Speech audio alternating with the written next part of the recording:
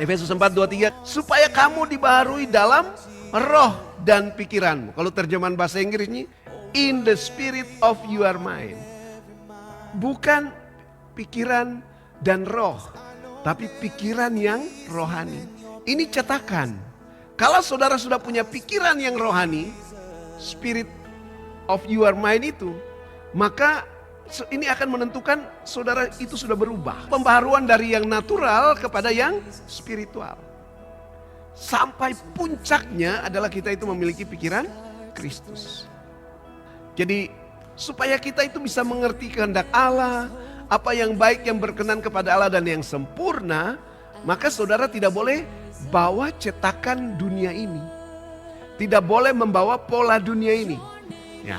Janganlah kamu menjadi serupa dengan dunia. Serupa dengan dunia, atau jangan membawa pola dunia, atau jangan membawa cetakan dunia, tetapi harus mengalami pembaharuan. Pembaharuan apa? Akal budi, pembaharuan pikiran. Sehingga kita dapat membedakan mana kehendak Allah yang spiritual itu, yang baik, yang berkenan kepala dan yang sempurna. Jadi pikiran yang duniawi karena diikuti oleh cetakan yang duniawi. Kita menjadi serupa dengan dunia karena pola pikir kita dicetak seperti dunia. Kalau cetakan kita, pikiran kita sudah dicetak seperti dunia, saudara nggak akan mungkin mengerti kehendak Allah. Tuhan izinkan hal-hal misalnya penderitaan, kesukaran, kesulitan, sebenarnya untuk mendatangkan kebaikan bagi kita, tapi saudara akan bilang Allah itu jahat. Amin. Jadi kalau kita punya pola pikir cetakannya masih dunia, maka saudara tidak akan bisa mengerti kehendak Allah. Tapi kalau pikiranmu sudah mengalami cetakan yang spiritual, maka hal-hal yang natural apapun terjadi, saudara akan bisa melihat itu dengan cara pandang yang berbeda. Oke, menatah kondisi pikiran kita. Kita katakan apa tandanya pikiran yang dewasa. Ingat sekali lagi, kita sedang berusaha bukan untuk mengubah apa yang kita pikirkan. Cara kita berpikir, tetapi kita mengubah nature pikiran kita. Mengubah cetakan pikiran kita. Instrumen dasar yang membangun pikiran kita. Kalau itu sudah terbangun, maka hal-hal rohani itu akan muncul. Yang pertama, kondisi pikiran yang dewasa menurut Alkitab.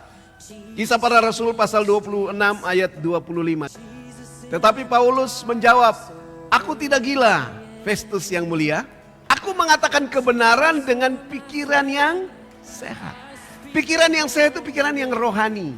Pikiran yang sudah dicetak dengan hal-hal rohani. Yang dasarnya adalah kebenaran.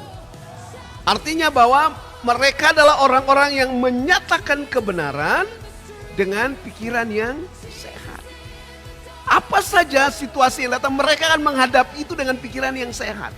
Orang kalau menghadapi semua keadaan dengan pikiran yang sehat, maka dia akan melihat kebenaran di balik setiap apa saja yang dia pandang. Tapi kalau pikiran yang sakit, ya kan, lihat apa saja pasti sakit. Mereka adalah orang-orang yang berpikir sehat, maka hasil dari pikiran sehat itu selalu memunculkan kebenaran.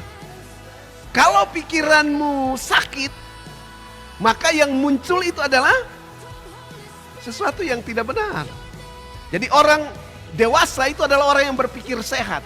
Pikirannya sehat itu pasti menghasilkan kebenaran. Semua yang dia pikirkan adalah hal-hal benar. Dan ketika dia menyatakan kebenaran itu juga dengan pikirannya yang sehat. Orang hanya bisa punya pikiran sehat ini kalau dia sudah diposisikan benar. Amin. Posisi benar artinya dia berdiri benar di hadapan Tuhan. Orang yang lahir baru itu orang yang sudah dibenarkan. Artinya apa? Rohnya yang dibenarkan, belum jiwanya. Jadi orang lahir baru bisa berbuat dosa. Kenapa orang yang lahir baru bisa berbuat dosa? Karena yang lahir baru itu rohnya, bukan jiwanya. Jiwanya harus terus dibaharui dari waktu ke waktu. Amin. Iya.